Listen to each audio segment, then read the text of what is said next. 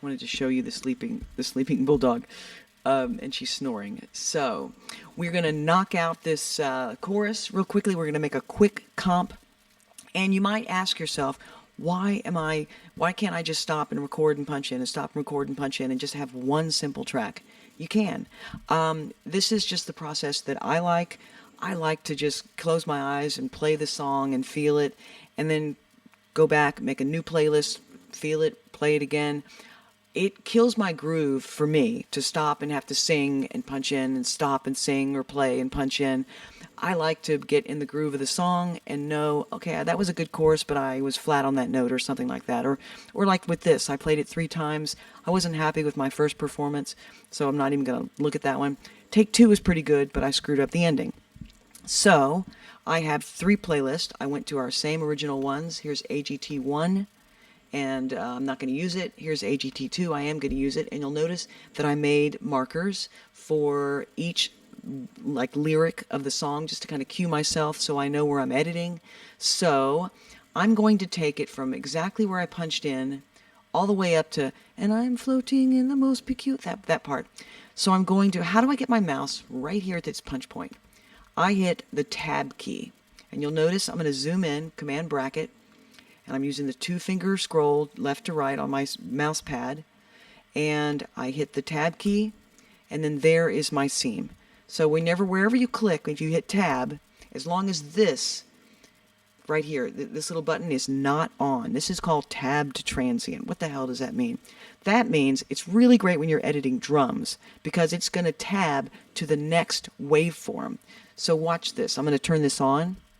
I'm going to hit the tab key, and it goes to that waveform, then it goes to the next waveform, then it goes to the next waveform, then it goes to the next waveform. It's really good if you're editing drums or you're playing a guitar part and you want it to be right on the beat and you want to be able to get your mouse right at the beat without having to zoom in and click. So tab to transient puts the tab key right at the waveform, the peak of the waveform, which they're calling the transient. I guess that's what it is. But we want it to, when you hit the tab key, not to go to the waveform. We want it to go to the seam where you punched in at. So I'm going to click anywhere. I'm going to hit tab. And now I'm going to zoom out. And I want to go to floating. I'm going to hit the 2-finger scroll. And there's floating right there up at the top right. How do I click over? If I click over here, I lose my point over there. So remember, I hit the tab key to my seam. I hold down the shift key. And I click over here at floating. Now I want to zoom into it. If I zoom in, you're like, oh, well, that's at the beginning. I want to be at the end of the highlight. You hit the right arrow. Bam. I'm going to keep holding the shift key. Do not let go of the shift key. I mean, you can let go of it while you're whatever. But when you start to, you want to edit this highlight a little bit. You want to hold down the shift key so you don't lose your highlight. And then you can move the end of your highlight without losing it. So there's this part. And now I'm going to left arrow to go back to the beginning. I'm going to hold the shift key again, and I'm going to get a little bit closer, and I'm going to copy, Command C. I'm going to go to our comp, and I'm going to Command V, paste. While I'm here, I may as well just do my little crossfade. I'm just going to highlight right there with the selector tool, Command F, hit the return key, and now I want to get to the next section, which is floating, and I like that on AGT3. So here we go right here, AGT3. I'm going to go over here to floating. I'm going to zoom in a little bit so I can see it better. And I'm going to go, okay, is this right? I have pre-roll on. I don't want it on. Command K to turn it off.